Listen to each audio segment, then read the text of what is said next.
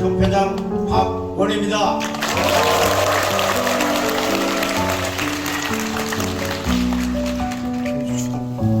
오늘 전국에서 달려와주신 우리 장교장 기관 장님들께 함께해 주심에 오늘 대단히 기쁘고 깊은 감사의 말씀드립니다. 아울러 오늘 토론회를 주최해 주신 엄태영 국회의원님, 그 다음에 우리 공동 주관을 해주신 우리 한노중의 원태엽 회장님, 그 다음에 한재협의 조남범 회장님, 그리고 한기업 이명민 회장님께도 감사드립니다. 그리고 바쁜 와중에도 시간을 내어주시고 귀한 걸음을 해주신 그 주호영 의원님은 지금 오고 계십니다. 그 다음에 송일정 의원님은 바쁜 업무로 지금 오시다가 되돌아가시고, 그 다음에 박지원 의원님은 이 밖에서 같이 사진 촬영하고 담소를 잠깐 나누고 돌아가셨습니다. 그래서 다음에 일정을 다시 잡기로 하고, 그 다음에 이기호 의원님 와 계시고, 유동수 의원님도 지금 오고 계시는 걸로 알고 있습니다. 하여튼 오늘 참석해 주신다는 의원님들 다 감사드리고, 이 자리에 참석하지는 못하시지만 영상 응원이나 축사를 보내주신 임호선 의원님, 안철수 의원님, 윤상영 의원님, 이인선 의원님, 정성호 의원님, 김민석 의원님도 아마 끝날 무렵에 이제 시간을 못 맞추지만 왔다 가시기로 하셨습니다. 하여튼 이분들께도 의원님들께 많은 의원님들이 이 선거가 막 끝난 즈음이라 당무 때문에 함께하지 못하고 국내 많이들 아쉬워하셨습니다. 또한 오늘 좌장을 맡아주실 서울여대 김진석 교수님, 국지부의 임동민 과장님을 비롯한 패널 여러분들과 오늘 주제를 발제해 주실 이미진, 남현주, 권현정, 전용호 교수님들께도 감사드립니다. 작년 7월 19일 공청회가 있은 이후 줄곧 차관님 덕대 반대 탄원서 작성을 해서 복지부와 건보공단에 제출도 하였고, 신문고에 인원 신청도 하였고, 사회복지학회와 한국노인 복지학회 주관으로 반대 정책 토론회도 몇 차례 있었던 걸로 알고 있습니다. 저는 한반도의 중심, 충북 제천단양 출신 엄태영 의원입니다. 크게 모르셨나요? 요양시설 임대 허용 반대. 알고 있습니다. 장기 요양 임대 특혜 알고 있습니다.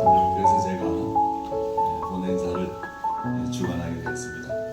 저희 제천 지역구까지 오셔가지고 본 행사의 중요성과 또 주최를 해달라고 하신 박원 회장님, 또 공동 주최하신 위원님들 고생 많으셨습니다. 그리고 또 오늘 여야 간의 균형을 맞춰주시기 위해서 우리 이기호 의원님께서 직접 와주셨습니다. 이기호 의원님 농림부 장관도 하시고 야당에서 아주 중진 의원이십니다. 다시 한번 감사드리겠습니다.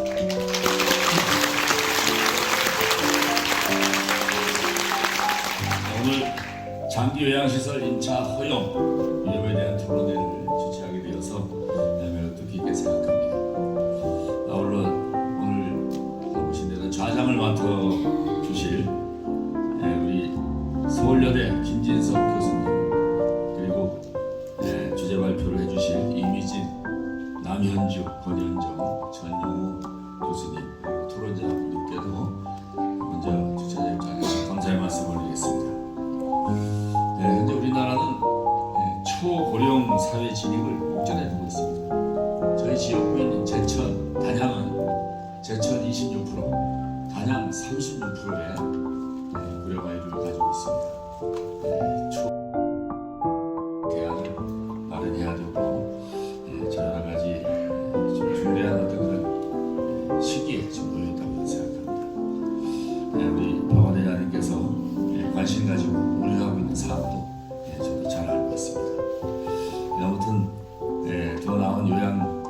하우스의 품질과 안전성 제고를 위해서 여러 가지 방안을 또 제시하고 교육 관련된 정부의 어떤 소통의 교육을 갖고자 하는 오늘 토론회는 매우 시의적절하다고 생각합니다.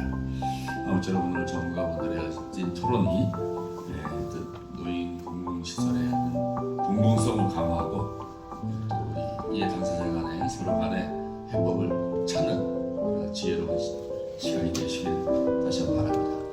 저도 국회에서 거듭 말씀드리지만은 정말 역할에서 정말 모두가 다 만족할 수 없지만 최적의 대안을 찾는데 저도 행복할 것을 약속드리면서 오늘 좋은 토론 주최자 인사하고 대신하겠습니다. 감사합니다.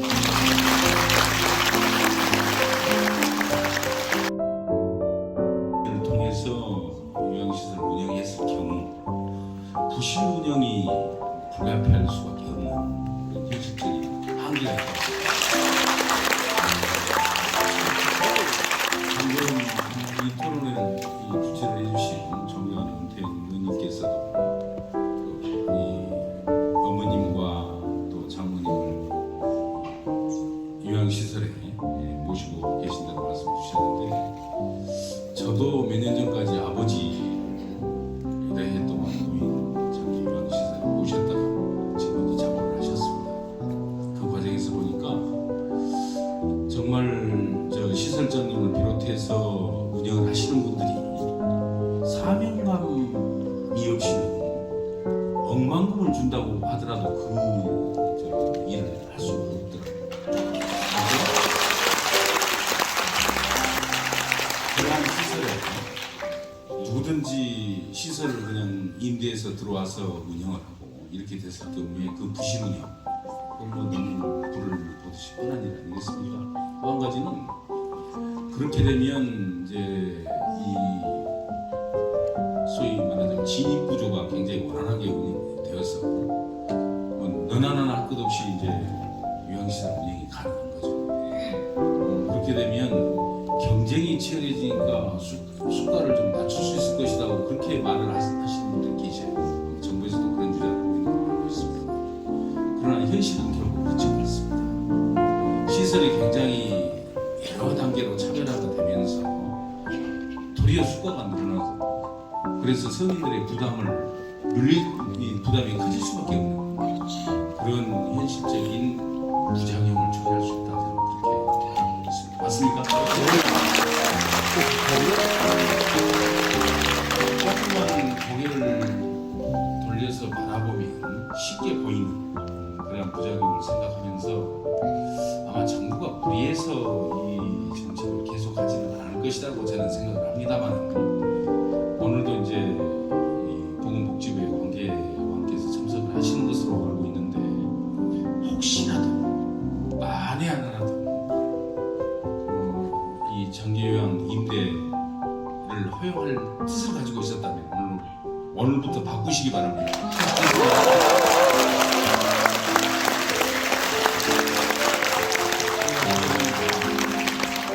제가 들어보니까 이미 여당에서 이에 대해서 많은 분들이 반대하는 공감대가 형성되어 있는 것으로 이렇게 파악을 합니다. 또 이 토론을 공동으로 주최하시는 분들 중에 우리 민주당 분들도 여러분들이 계십니다. 제가 대표해서 참석을 했습니다만 그분들과 함께 제 똘똘 뭉쳐서 보건복지부로 하여금 제대로 좀 파악하고 정신을 좀 차릴 수 있도록 촉구하고 또 요구하는 그런 노력들을 계속하겠다 이렇게 다짐 말씀드리겠습니다.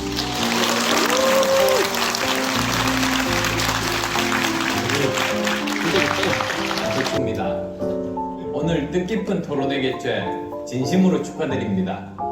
우선 귀중한 토론회장 마련해 주신 엄태영 의원님께 감사드립니다. 또한 한국노인 장기요양기관협회, 한국노인복지중앙회, 한국재가노인복지협회, 한국재가장기요양기관협회 관계자분들의 노고에 큰 박수 보내드립니다. 우리는 초고령화 사회에 진입을 앞두고 있습니다. 안정적이고 행복한 노년을 맞이할 수 있도록 준비하는 것이 우리 사회에 주어진 커다란 과제입니다. 특히 장기 요양 제도는 국가와 사회 발전에 기여해 오신 어르신들께 행복하고 품위 있는 삶을 유지하시기 위해서 꼭 필요한 복지 제도입니다. 시설의 지속 가능한 운영과 양질의 서비스 제공을 위해서 보다 적극적인 제도 개선이 이루어져야 하는 그런 이유입니다. 오늘 토론회도 장기 요양 산업의 발전과 이를 뒷받침할 정책 마련을 위해서 준비되었다고 알고 있습니다. 오늘 토론회가 여러분들의 지혜를 모으는 뜻깊은 시간 되시길 바랍니다. 저 또한 국회에서 여러분들께서 더욱 사명감을 가지고 일하실 수 있도록 힘 보태겠습니다. 다시 한번 오늘 토론회 개최 진심으로 축하드립니다. 고맙습니다.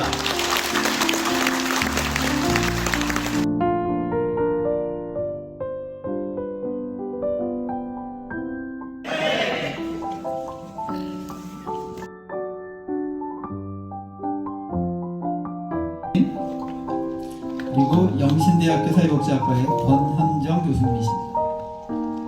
마지막으로 인천대학교 사회복지학과의 전용호 교수님이십니다. 그리고 토론을 맡으신 분들 6분을 소개해드리도록 하겠습니다. 영산대학교 부동산학과의 송선주 교수님이십니다. 그리고 가천대학교 행정학과의 김성용 교수님이십니다. 한국노인장기요양기관협회 충북 부회장이신 나윤서 부회장님이십니다. 서울특별시 노인복지시설협회의 한철수 회장님이십니다. 민주노총 전국 돌봄서비스 노동조합 전현욱 사무차장이십니다. 마지막으로 보건복지부 요양보험 운영과장이신 임동민 과장이십니다.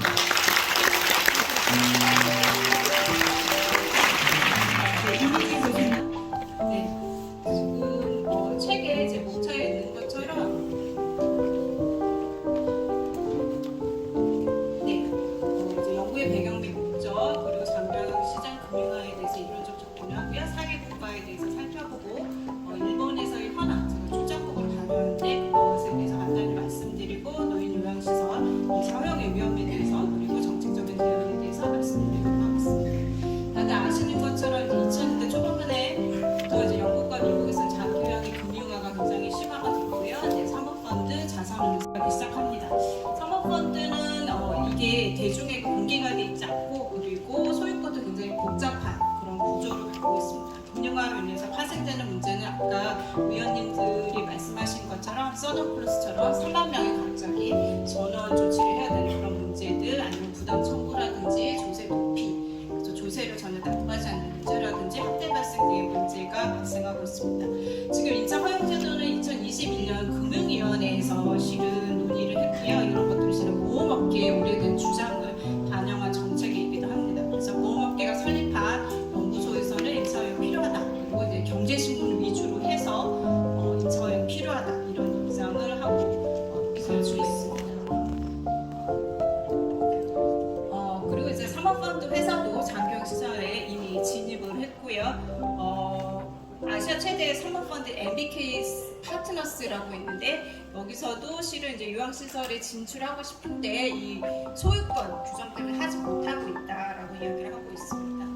그래서 이제 본 연구에서는 이제 인처형의 문제점에 대해서 살펴보고자 하는데요. 그리고 이제 인건비 지출이 적정하지 않고 진입 조건을 줄이고 제한된 경쟁 시장을 하고 있지만 이 국제 금융 자본들이 굉장히 힘이 막강하기 때문에 쉽지 않다라는 것입니다. 우리나라에서 인자 허용이 이제 추진되고 있는 배경을 보면 이제 전부 세 가지 정도로 이야기를 하는데요. 미국 세대가 노인이 늘어나고 수요가 증대될 거다. 그다음에 이제 강남 상부 등 대도시 일부 지역은 수요 대비 공급이 부족하다. 그리고 이제 공급이 부족한 건 비싼 집값 때문이다. 뭐 이렇게 설명을 하는데 좀 중요한 그림은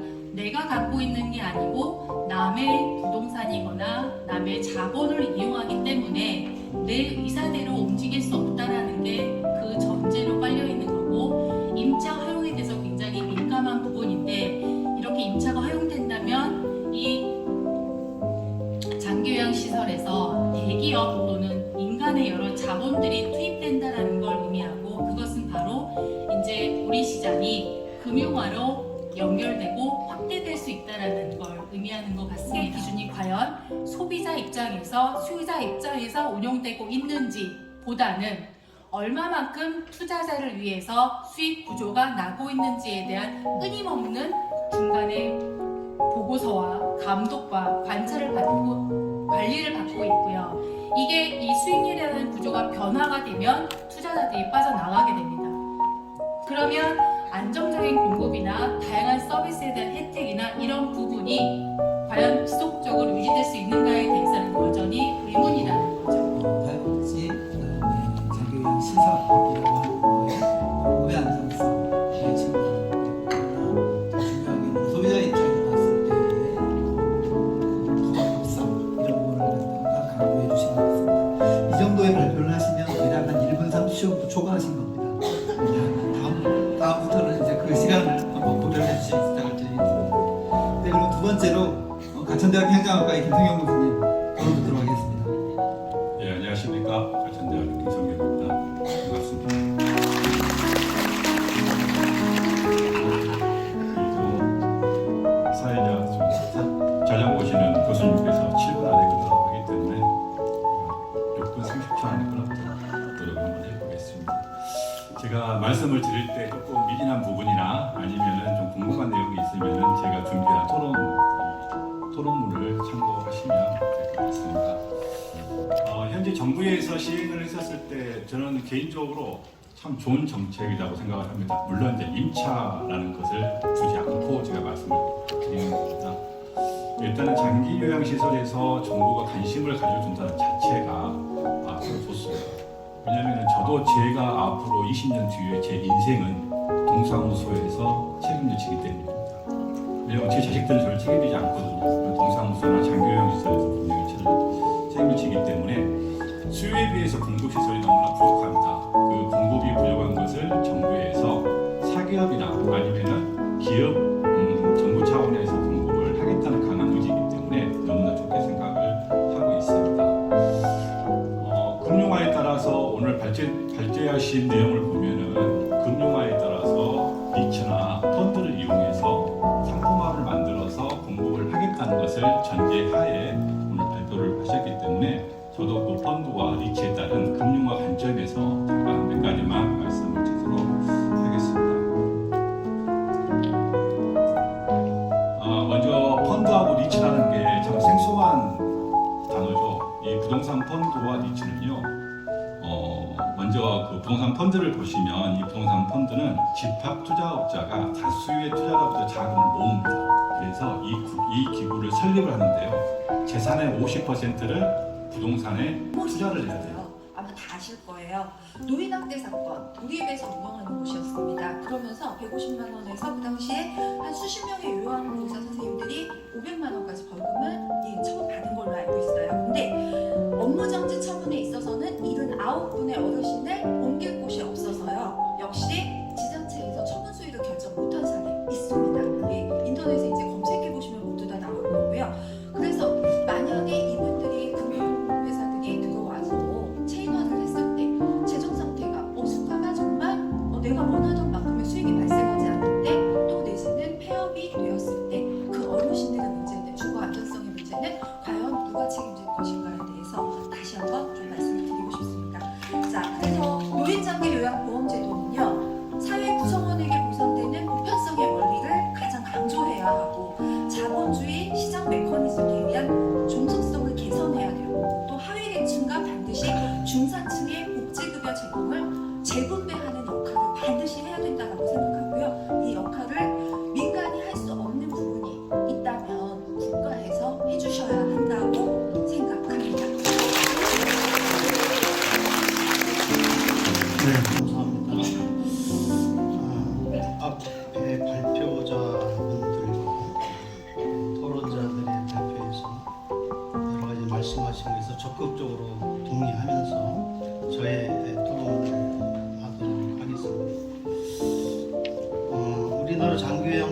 대도시 도입 초기에 인프라 확보 차원에서 임차 사업을 허용했으나 그 부작용이 너무 커서 바로 2년 뒤에 시행규칙을 개정해서 임차를 제한하고 있음에도 또 다시 법을 개정해서 임차를 허용하겠다는 정부의 정책에 반문하지 않을 수 없습니다. 그 이유가 대도시에는 지가가 높다.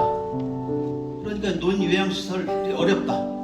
그러니까 공급이 부족하니까 임차를 허용하겠다는 게 정부의 정책입니다.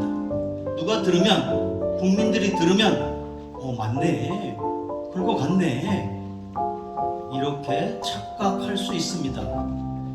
이것은 너무나 근시안적이고 표면적인 정책이 아닐 수 없습니다. 복집은 대도시에만 국한하여 임차를 허용하겠다고 합니다. 그것은 시작에 불과한 것입니다. 언젠가는 모두 영리법인도 허용할 수밖에 없는, 결국 여론의 화살을 피해 보겠다는 궁여 지책일 뿐입니다. 대도시에만 노인 요양시설의 임차를 설립을 허용하겠다는데, 이는 인구 감소로 인해서 지방의 노인 요양시설들 점점 폐업을 할 수밖에 없는 상황입니다.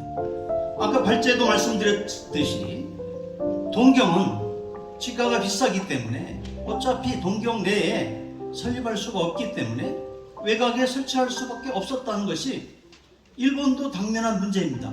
그런데 일본은 왜 임차를 허용하지 않을까요? 정부에서는 파악해보시기 바랍니다. 유료 노인홈, 케어하우스, 생활지원하우스 등 다양한 주거와 요양서비를 복합적으로 받을 수 있는 유료 노인주택을 설립할 수 있도록 제도적인 방안과 정책을 설립하시기 바랍니다. 이상입니다.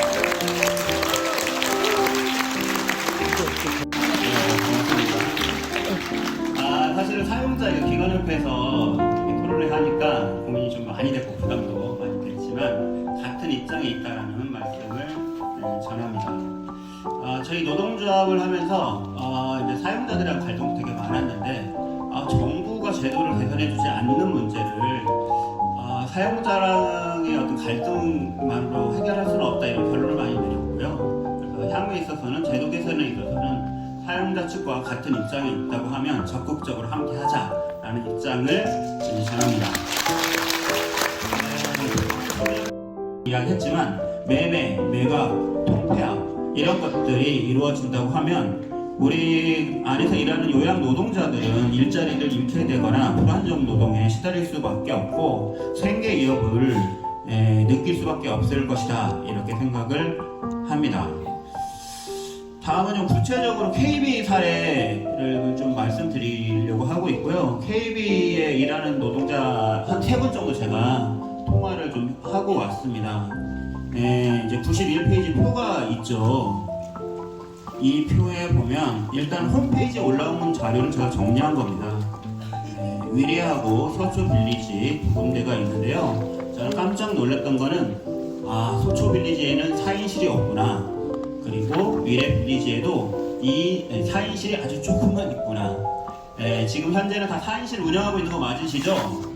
네, 맞습니다. 그런데 이렇게 금융자본이 들어오니까 특화해서 1, 2인실만을 운영을 하고 있다, 이런 것이 확인이 되었고, 앞서서도 얘기했듯이 요양원에서마저 불평등이 심화되고 있고, 이것이 점점 과장님 토론도 들어가겠습니다.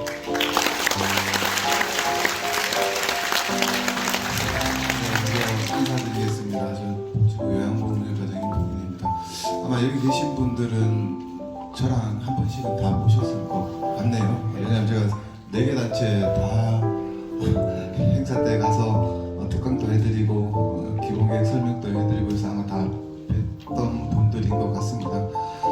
제가 사실 작년 5월에 그 요양보험운영과장으로 보임해서 왔고요. 그 이후에 많은 이제 제도들을 개선해 나가고 정책을 추진하고 있는데, 그 와중에 이제 여러분들의 가장 큰 반대의 여론에 부딪힌 게 게 아마 임차 허용 문제였던 것 같습니다. 그런데 뭐 지금 앞에 연구하신 분 교수님들과 그리고 토론자분들께서 하신 말씀 사실 듣는 게 더 중요한 입장이고 잘 들었습니다. 하지만 조금 저희 정부 측에서 조금 말씀드려야 될 부분들은 조금 말씀드려야 될 부분들이 있는 것 같습니다. 왜냐하면 작년에 이제 저희가 제3차 장기간 기본계획을 발표하면서 저희 그 기본계획의 미션들이 나오고 주요 정책 그 방향들이 다 결정이 되었습니다. 물론 그 내용 안에는 오늘 그 지적해 주신 부분들 제가 중심의 서비스로 가야 된다. 저도 동의하고요. 제3차 기본계획에도 서비스 양도 이제 27년까지는 시설 그 급여 한도보다 제가 급여 한도가 더 낮습니다.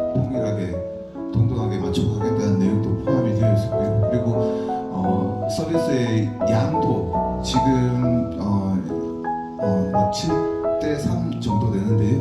8대2까지 제가 서비스 늘려나가겠다. 이 부분도 저희가 발표를 했습니다.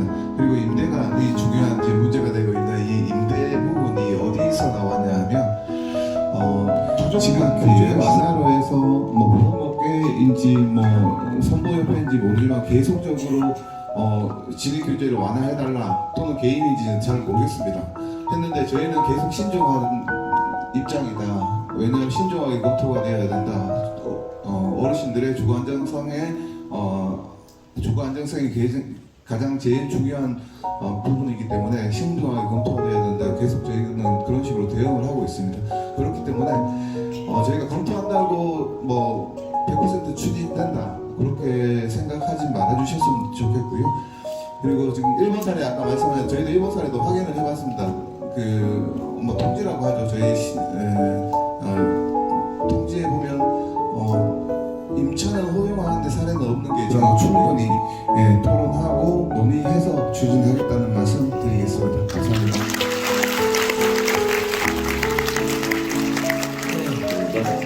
오늘은 복집에서 오신 임동빈 과장님께 건의 말씀드리고 싶습니다. 시설 운영의 안정성 확보 대단히 중요한 문제라고 생각합니다. 저희가 어르신을 잘 모시기 위해서는 시설 운영의 안정성이 너무너무 중요한데요.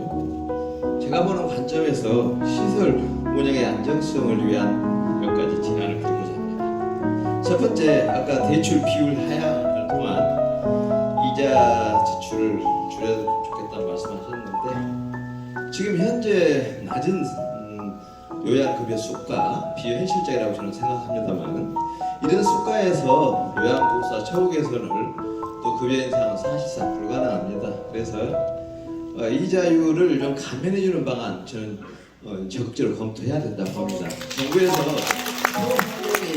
이자율 감면 정책을 굉장히 중요하게 여러 번 하고 있는데 우리 사회복지시설 요양기관에도 대출이 불가피한 상황인 걸 감안해서 지금 4%, 5% 심지어는 5%가 넘는 고율의 이자를 쓰고 있는데 1%나 2%로 줄이려는 정책 충분히 가능하고 국가 재정으로 와서 별로 많은 비용 아니라고 봅니다. 두 번째, 서류 업무를 좀 감소시켜 주십시오.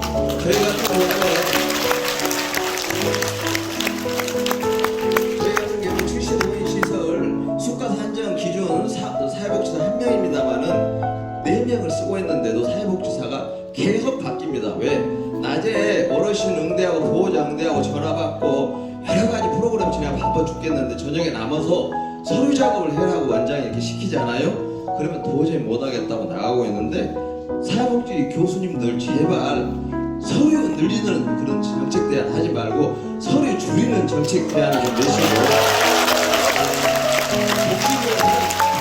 핵심적으로 불필요한 페이퍼 워킹 작업 줄이는 작업 나서주시기 바랍니다. 세 번째, 지금 환수를 너무 열심히 하는 건보공단을 좀 제한할 필요가 아주 강력합니다.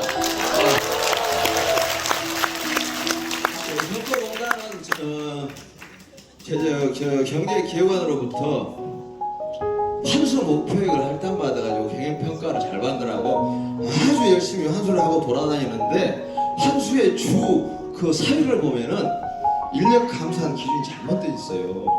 자, 법정 최저 인원을 채용했다면 한 달 근무 시간이 한두 시간 부족한 상황이 발생할 수가 있습니다. 불가피하게 이때 감사는 과감히 정해서 한수만 하지 말고 그 한수를 적용하려면 저는 비율로 180, 160시간 곱하기 30명이면은 얼마예요? 38, 2400시간? 2400시간에 1시간 부족한 정도만 덜 주던가 해야지. 이 한 명 1시간 부족하면 21 곱하기 8시간 160시간 1시간 부족하면 한 명이 그런 거 안 한 걸로 봐가지고 감사를 안 하고 가사를 안 하고 한수를 막 하고 있는 이런 감사한 기준 합리적으로 고쳐가지고 건보공단이 우리가 시설 운영의 안정성을 가장 해치고 있는 이 요인을 하루빨리 고쳐주시기를 바랍니다.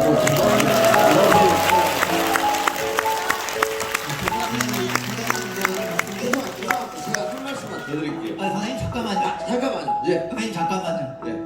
충분히 말씀을 제가 들었기 때문에 혹시라도 다른 분들한테 시간을 드려야 되기 때문에 정말 제가 오늘 전체적으로 우리 현장을 규제하고 있는 부분이 너무 많습니다. 대표적으로 같은 사회복지 영리화법과 비교하면 영리화법과 시정사항이 19개인데요. 우리 노인장 요양부 시정사항 2가지밖에 없고 전부 다 시설 폐쇄는 업무 정지로 바로 연결됩니다. 그래서 웬만한 잘못, 업무 착오, 업무 미숙에 의한 시설 착오가 많이 발생하는데 그걸 곧바로 한수로 연결시키지 않고 시정 조치할 수 있도록 법령 개정해 주십시오.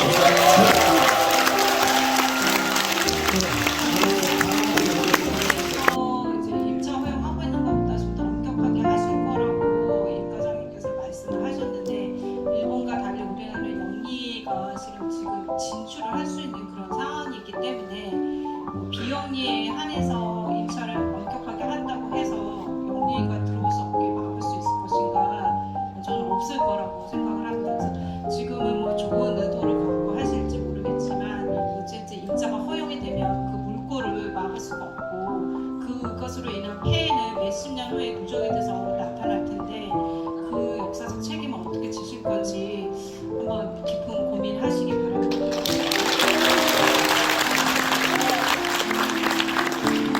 이제 두 번째로 플로어에서 말씀하신 분이 소규모 시설 운영의 어려움을 말씀하셨는데요. 뭐 길게 얘기할 건 아니지만 우리나라 정책 자체는 실은 대형 시설에게 굉장히 유리하게 수가를 만들어놨다. 그래서 유럽과 같은 그런 소규모 시설, 우리가 그 양질의 서비스를 제공할 수 있는 그런 시설을 원하는데 수가 자체를 굉장히 소규모는 불리하게 해놓고 소규모의 서비스들이 낮다고 하는 것은 맞지 않다. 이 부분에 대한 검토가 좀 필요하다 말씀을 드립니다.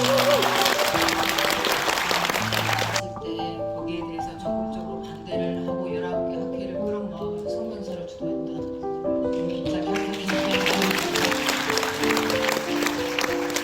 임대차에 19개 학회를 모았었는데요. 그만큼 임대차 허용에 대해서는 적극적으로 반대하는 입장이기 때문에 제가 특별히 거기에 대해서 추가로 설명을 드려야 된다는 이런 생각이 들진 않습니다. 다만 이제 이 자리에서 저는 정부의 역할에 대해서 좀 강조를 하고 싶은데요. 국가가 어쨌든 인프라에 대해서는 책임을 져야 된다는 생각이 듭니다. 그러니까 우리 개인 사업자에게도 잘 열어줬고 영리 사업자에게도 열어주는 상황에서 이익이 창출하지 않는다라면 당연히 거기에 기관을 운영하지 않는 것은 당연한 것이고 거기에 대해서 뭐라고 할 수 없는 겁니다. 그렇다면 거기에는 어쨌든 공공에서 책임을 지고 인프라를 확충해야 되는 게 맞다는 생각이 듭니다. 우리가 정말 어떻게 보면 혐오하기까지도 하는 자본지상주의 국가 미국 같은 경우에도 전체 시설의 6%가 국가에서 운영을 하고 있고요. 영국도 8%고 독일도 6% 됩니다. 캐나다 같은 경우는 3대 3대 3으로 운영을 하고 있습니다. 우리나라는 오늘 발표하신 거 들으셨지만 1%가 되지 않습니다. 그러니까 여기에 대해서는 정부가 끝까지 책임을 져줘야 된다. 이걸 말씀드리고 싶고요. 우리가 좋은 서비스를 제공하려고 할 때는 시설을 운영하시는 분들 그리고 그 서비스를 제공하는 저는 그 시장화 연구를 하고 그리고 이번에 이제 금융화 연구까지 이제 다른 과제들 이렇게 밀쳐놓고 중요한 이제 현안이기 때문에 연구를 같이 하게 됐는데요. 저는 그 물론 이제 저희가 다양한 우리 사회에 다양한 관점을 가진 여러 학자나 또는 뭐 시민도 계실 수 있고 또 공급자도 계실 수 있는데 이런 최근에 이런 논문에서 이런 이야기를 하셨어요. 임대 허용이 금융화로 가는가 라는 이야기를 이제 했고, 사실 논리적으로 보면 임대 허용을 한다고 반드시 금융화로 간다라는 거는 충분 조건은 아니에요. 그렇지만 제가 봤을 때 저희가 이렇게 생각하는 이유는 아까 잠깐 이제 남현주 교수님도 말씀하셨지만 공급 주체별로 봤을 때 저희가 시장화를 했기 때문에 공공의 비율 그리고 영리의 비율이 저희가 미국 영미 모델보다 훨씬 높거든요. 그 얘기는 뭐냐 하면 금융화를 하기에 가장 좋은 토대라는 얘기예요. 왜냐하면 비영리는 매각을 할 수가 없지만 영리 같은 경우에는 M&A가 목표가 될 수도 있거든요. 자기가 이제 투입해서 이 기간을 키운 다음에 말씀을 드리면 아까 발표를 한 것처럼 이미 금융자본이 많이 들어왔습니다. 들어오고 있고요.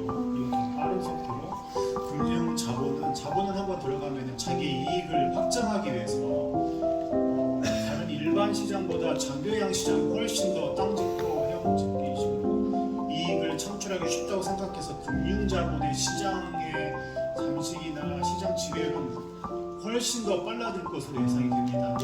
1차 허용을 하면은 더 쉬운 초기 자금, 더 적은 초기 비용으로 인해서 진입을 통한 여러 가지 시장 점유율이 높아질 것입니다. 그 금융자본들은 여기에 계시는 일반 용세시설 운영자들보다 훨씬 대규모 자본을 가지고 오늘 발표했던 여러 가지 금융기법을 통해서 이익 창출만을 위해서 노력을 할 것입니다. 여기 있는 시설장님들, 관계자분들 그러한 전문 금융기법을 가지고 운영하는 금융사들하고 싸워서 이길 자신 있습니까? 장교양의 시장화를 가장 먼저 해줬던 영국 같은 경우에는 5개 시설이 전체 요양시설의 10%를 점유하고 있습니다. 수만 개를 갖고 있습니다. 5개 시설이. 아까 이미진 교수님 말씀하신 대로 일정한 조건들을 붙여서 허용하는 것을 검토하는 것으로 저는 알고 있습니다. 정말 심각한 상황이 될 수 있을 것이고 보건복지부에서 사실은 윤동민 과장님이랑 국장님 전에 담당자들은 저는 그렇게 적극적이지 않은 걸로 알고 있습니다. 제가 다 자세한 내용은 할 수 없지만 정말 이거는 장교양범의 역사에 남을 중요한 정책이기 때문에 과장님과 국장님도 적극적으로 하시는 것이 나중에 큰 오점이 될 수 있다는 것들도 정말 안타까운 현실로 말씀드립니다. 말씀을 드렸는데 정말 지금 왜 어려운 자리인지가 다시 이게 그 과장님이나 복지부에서 수고하시는 공무원들에 대한 공격을 하기 위한 자리는 전혀 아니고요. 민가반이 모여서 논의를 하고 논의를 통해서 모두에게 특히 이제 우리는 장교양봉 제도에 대해서 얘기를 하고 있기 때문에 사실상 어르신들의 삶과 조만한 죽음에 이르는 그 과정에 함께한다는 그런 의미에서 오늘 이 자리가 만들어졌다고 생각을 하고요. 그래서 과장님도